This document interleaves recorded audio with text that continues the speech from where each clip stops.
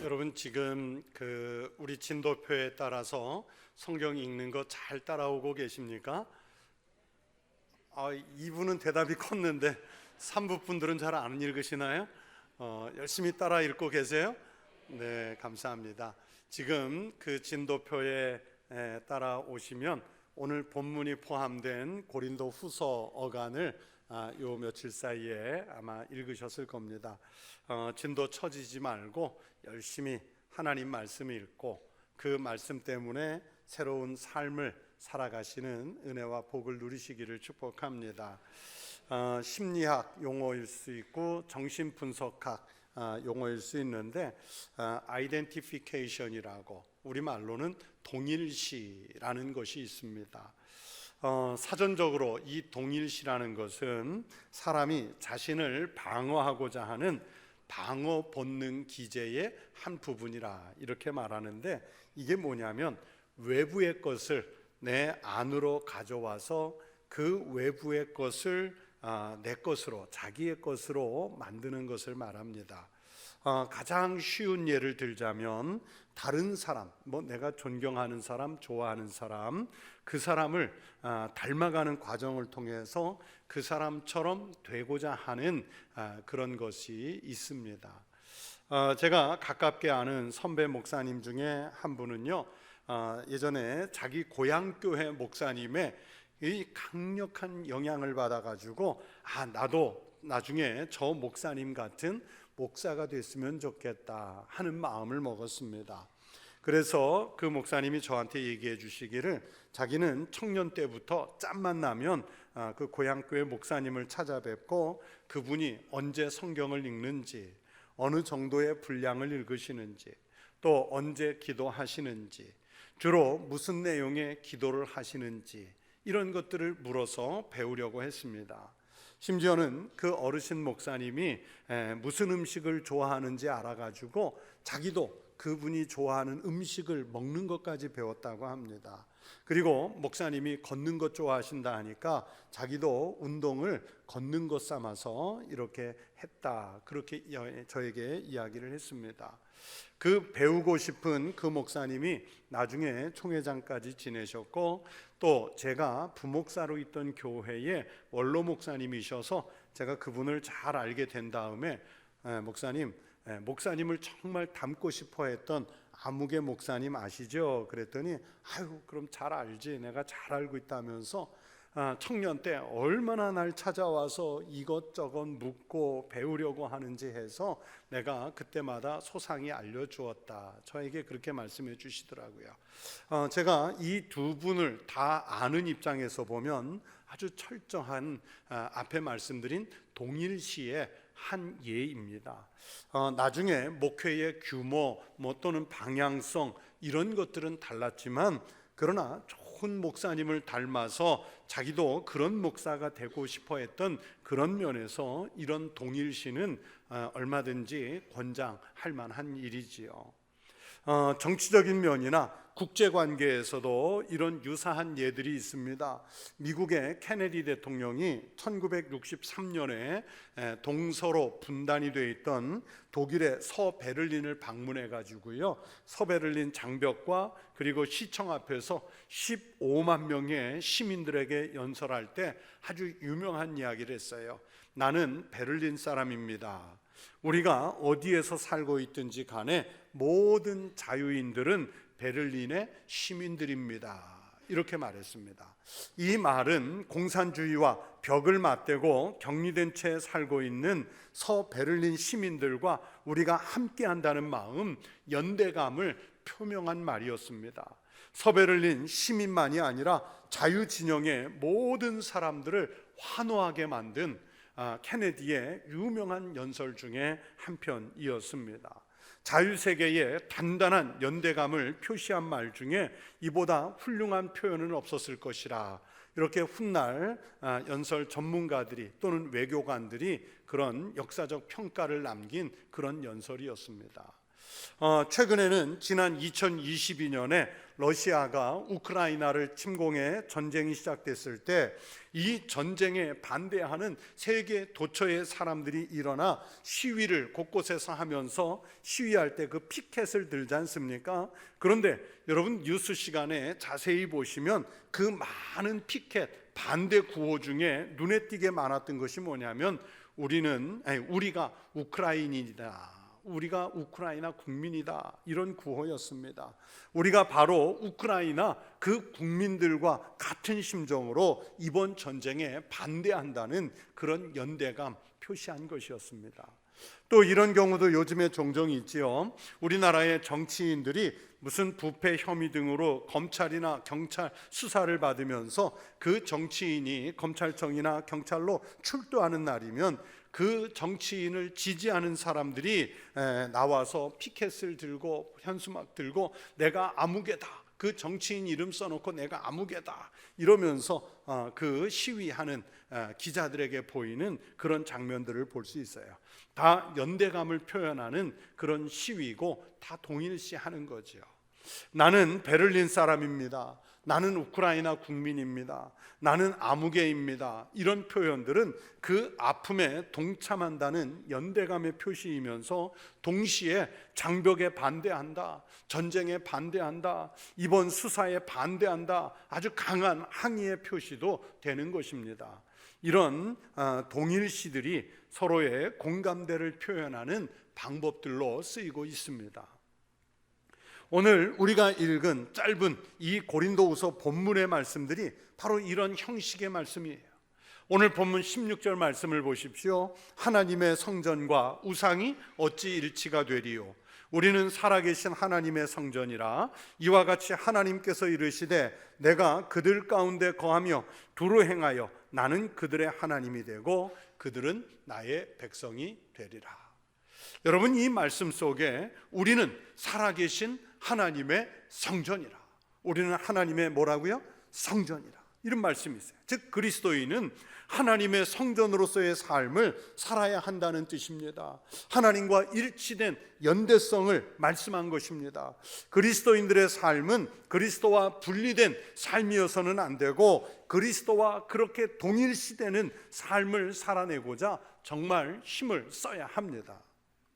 우리가 그렇게 살아계신 하나님의 성전으로 살고자 하면 하나님도 우리와 연대해 주시는 거예요.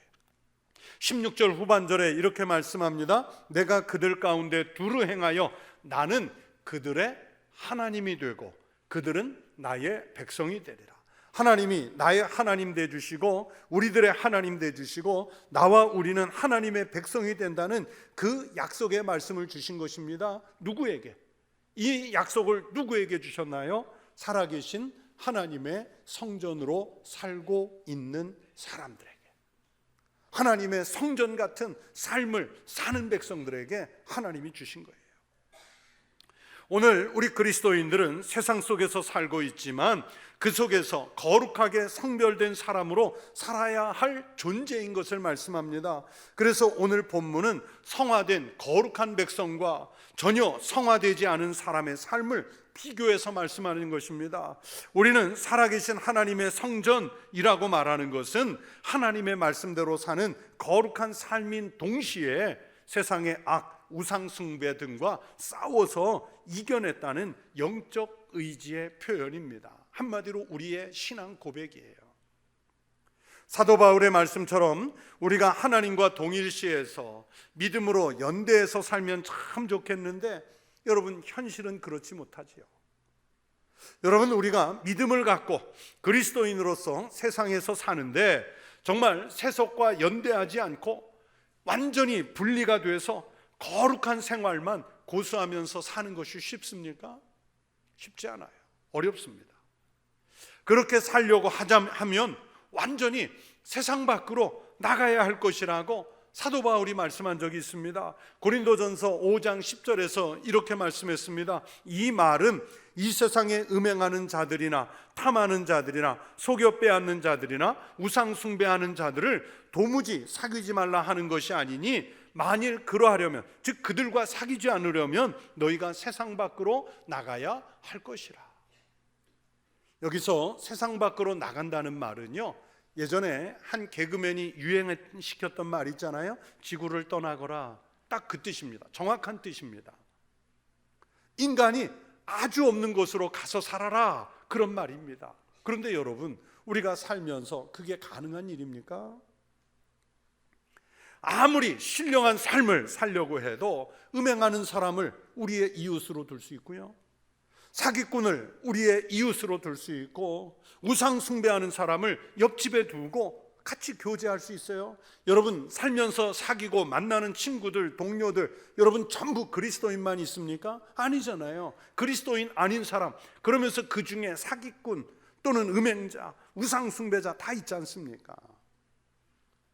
내가 그들과 다른 신앙이라고 해서 담을 치고 분리된 채로 살 수는 없습니다. 기껏 우리가 좀 벗어나 보려고 한다고 해봐야 수도원에 들어가든지 깊은 산속 기도원에 들어가 일정 부분 분리된 삶을 살 수는 있겠죠.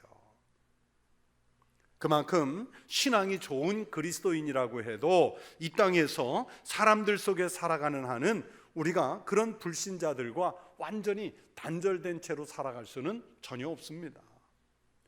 그렇다고 우리가 그들 속에 산다고 해서 세속과 완전히 동화돼서 살면 안 되겠지요. 성도들의 삶의 자세나 삶의 내용은 불신자들과는 그 내용이 달라야 합니다. 구별이 되어야 합니다. 확연하게 구별이 되는 거룩한 생활을 해야 하며 삶의 모습에서 하나님의 백성다운 모습이 나타나야 합니다. 이런 신앙적인 삶의 태도를 포기하고 정말 적당히 세상과 타협하면서 살아가려고 해서는 안 된다는 것이 오늘 이 짧은 본문에서 사도 바울을 통해 하나님이 우리에게 주시는 말씀의 내용들입니다.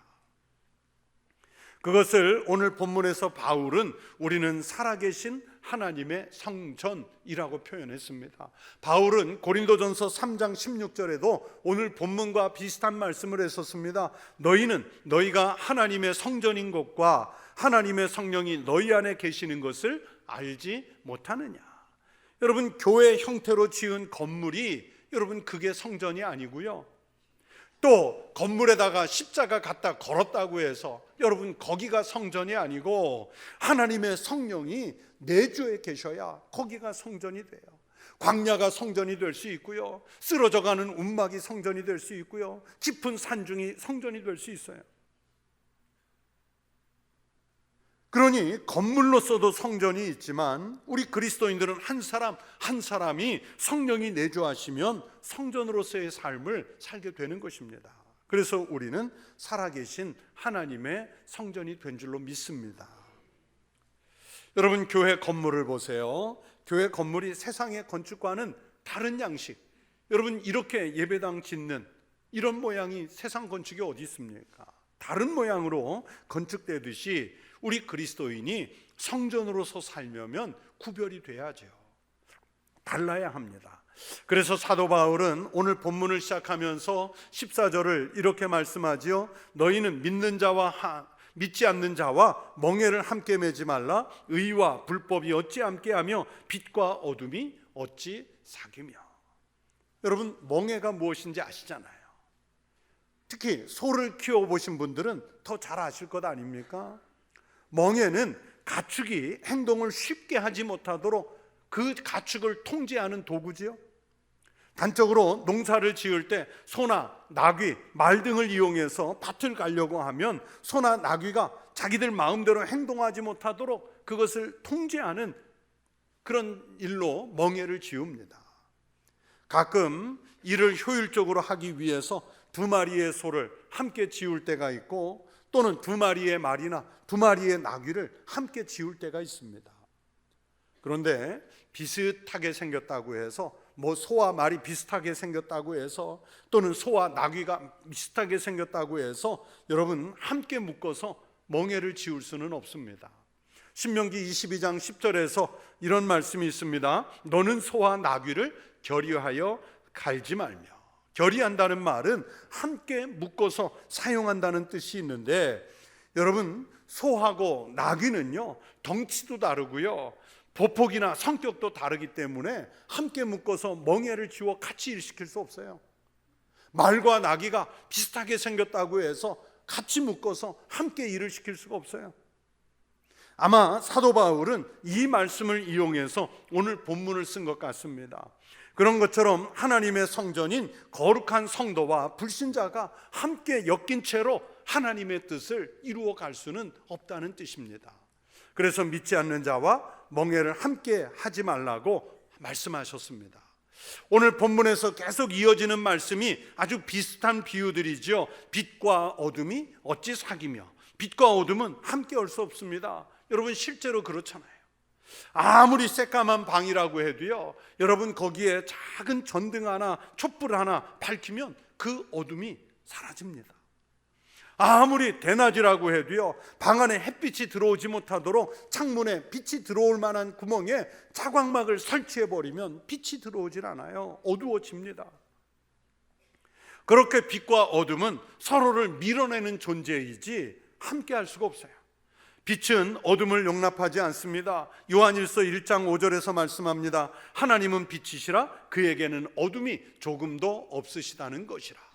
반대로 어둠도 빛과 함께 있으려고 하지 않고 빛을 거부합니다. 요한복음 3장 20절 말씀입니다. 악을 행하는 자마다 빛을 미워하여 빛으로 오지 아니하나니 이는 그 행위가 드러날까 함이요.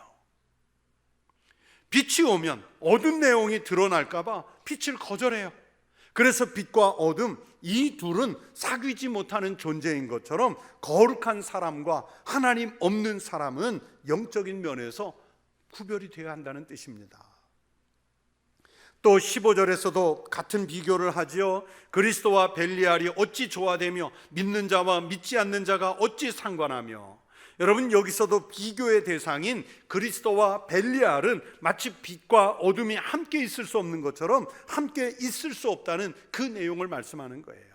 그리스도께서 빛의 상징이고 그리스도께서 의의 상징이라면 반대편 벨리알은 불법과 어둠의 상징입니다. 벨리알이라는 말은 히브리어로 벨리알이라고 하는데 성경에 자주 등장하거든요. 정중하게 해석하면 사악하다, 무가치하다 이렇게 번역하지만, 그러나 거칠게 하면 불량배라는 뜻도 있고요, 비류라는 뜻도 있고 깡패라는 말도 있습니다. 그래서 사무엘상 하에 보면 이 불량배, 비류라는 말을 쓸 때에 바로 이 벨리알이라는 단어를 써요. 오늘 이 본문에서는 사탄이라는 말과 이 벨리알이 같은 뜻으로 쓰였습니다. 자, 그러니 그리스도와 사탄이 함께 있을 수 없는 것처럼 거룩한 성도가 사탄의 무리 또는 사탄의 생각과 함께 있을 수가 없는 거예요. 의의 사람과 불법의 사람, 그리스도인이 불량배나 비류나 깡패 같은 사람과 함께 있을 수 없다는 뜻의 말씀입니다.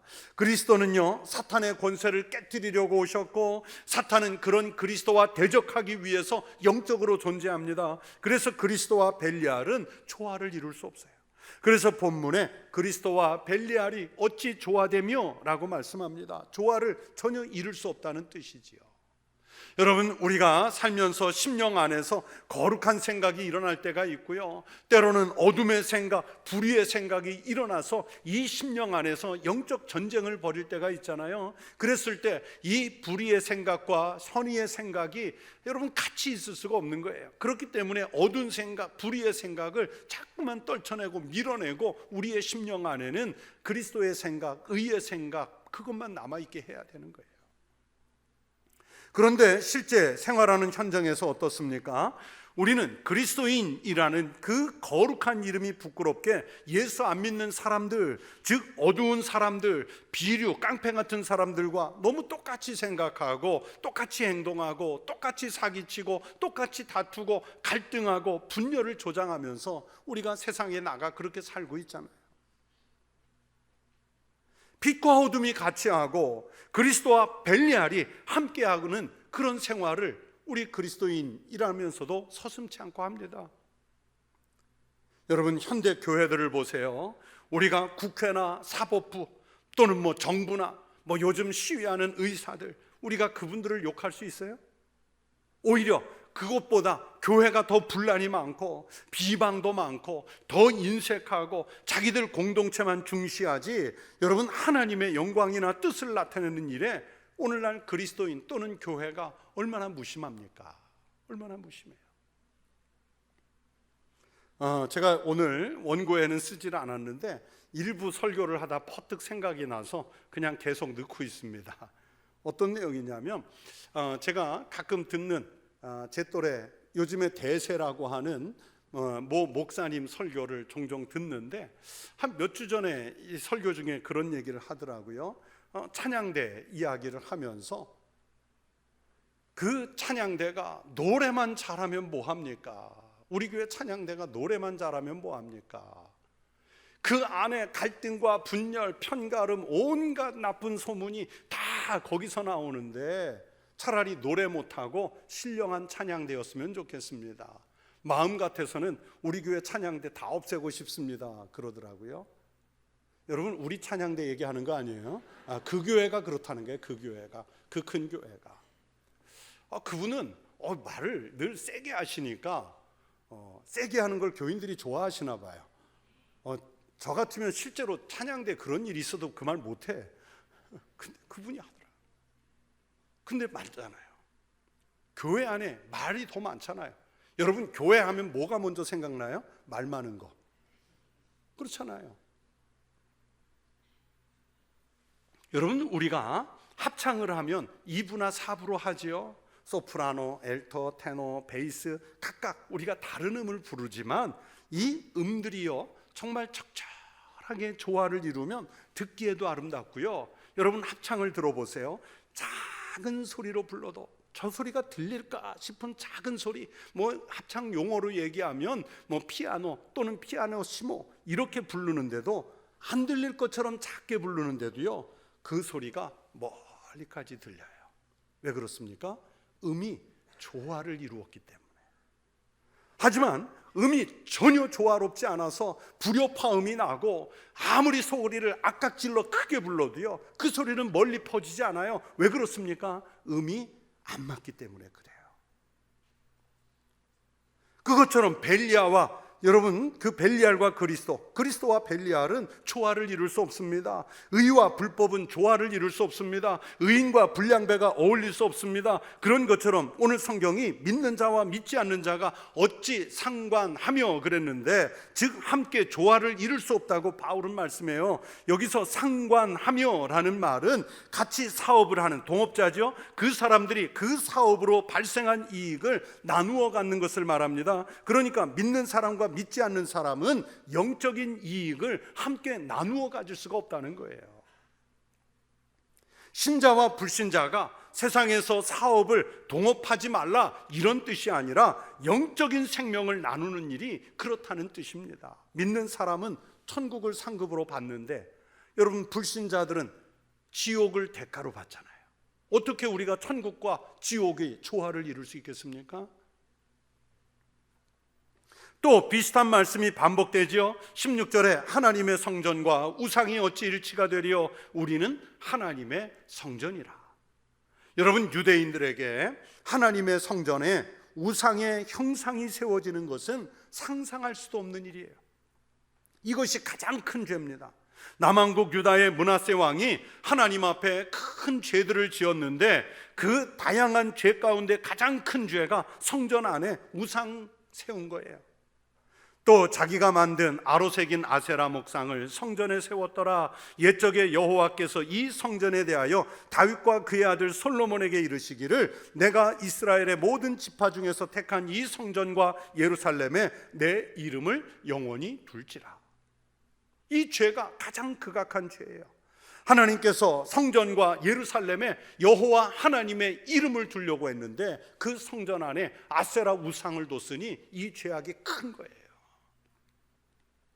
그래서 바울이 내리는 결론은 믿는 자와 믿지 않는 자가 함께 멍에를 맬 수 없고, 의와 불법이 함께 할 수 없고, 빛과 어둠이 함께 할 수 없고, 그리스도와 벨리알이 함께 할 수 없는 것처럼 우리는 그리스도인으로서 성전의 삶, 정결한 삶을 살아야 한다는 것을 말씀한 것입니다.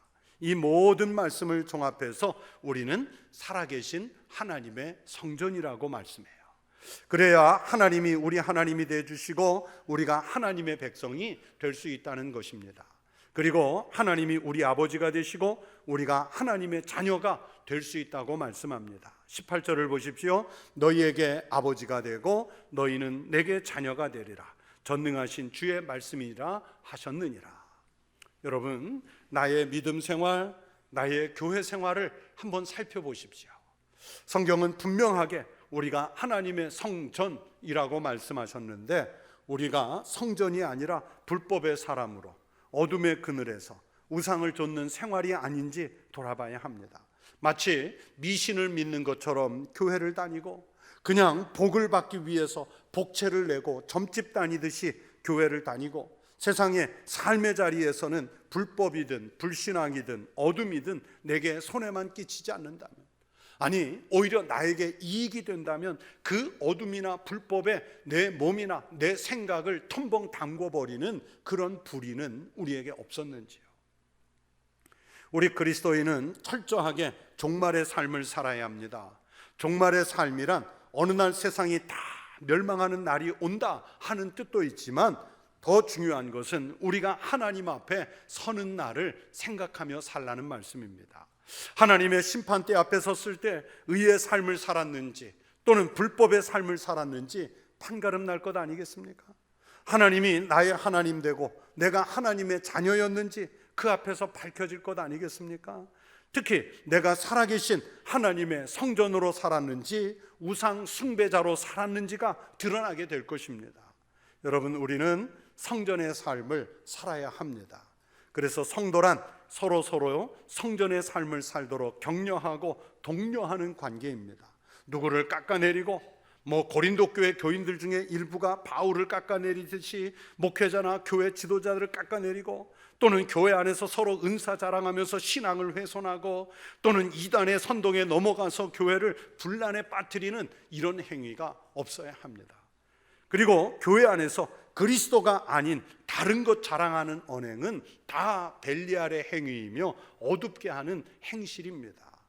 여러분이 살아가는 세상 속에서도 그래요. 그리스도와 일치된 성전으로서의 삶을 살아내시기를 축원합니다. 성전인 여러분이 가는 곳, 그것이 가정이나 그것이 일터가 성전인 바로 여러분 때문에 성전이 되는 역사가 일어나셔야 합니다. 그렇게 내 신앙적인 삶을 잘 살펴서 빛의 삶, 성전의 삶을 살아내는 거룩한 성도요, 또 우리 교회, 우리 한국교회가 될 수 있기를 주의 이름으로 축원합니다. 기도하겠습니다.